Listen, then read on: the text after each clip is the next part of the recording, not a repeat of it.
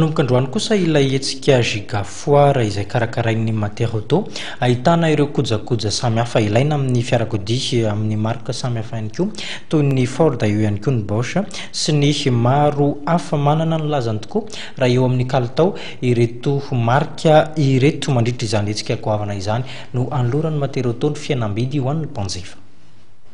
Natomboka androany ny andiany fahaefatra amin'ny hetsika Giga Foire izay karakarain'ny Materauto.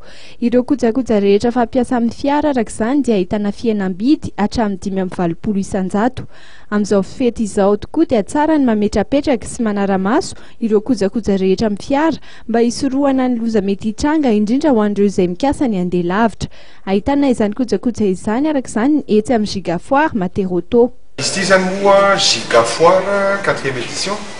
Événement spécial nataony Materauto ny mampiavaka amin'ity dia amin'ny isan'ny entana ao anatin'le promotion satria eo amin'ny 10 000 articles zany ao anatin'le promotion ary misy ao anatin'ny pièce Ford, Bosch, misy ny Michelin, misy ny BKT, ao anatin'izany zany misy ny éléments de carrosserie, amortisseur, embrayage, freinage, pièces de suspension, transmission, Bosch, démarreur, alternateur, freinage, misy zavatra maromaro azo isafidianana tsara hatramin'ny électroportatif zany outillage, perceuse, scie circulaire.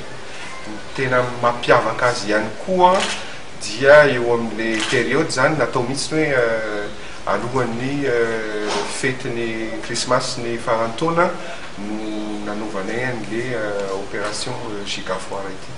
Tsidika eo amin'ny 300 isan'andro eo no andrasana mandritra ny hetsika Giga Foire.